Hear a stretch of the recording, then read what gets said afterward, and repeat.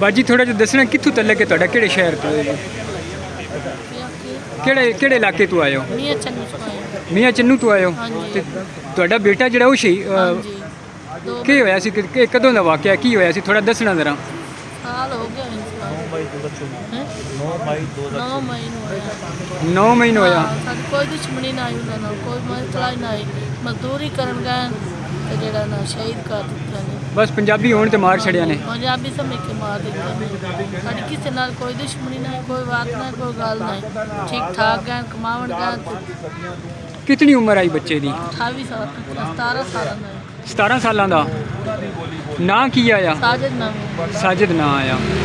ਤੇ ਹਕੂਮਤ ਨੇ ਕੋਈ ਕਿਸੇ ਕਿਸਮ ਦਾ ਕੋਈ ਉੱਥੇ ਕੋਈ ਜਿਹੜੇ ਕੋਈ ਸਿਆਸੀ ਲੋਕ ਹੁੰਦੇ ਨੇ, ਕੋਈ ਘਰ ਕੋਈ ਆਇਆ? ਕੋਈ ਨਹੀਂ, ਕੋਈ ਨਹੀਂ। ਕੋਈ ਬੰਦਾ ਨਹੀਂ ਆਇਆ। ਕੋਈ ਬੰਦਾ ਨਹੀਂ। ਹਕੂਮਤ ਕੋਈ ਸਿਰ ਤੇ ਹੱਥ ਨਹੀਂ ਰੱਖਿਆ ਕਿਸੇ ਕਿਸਮ ਦਾ।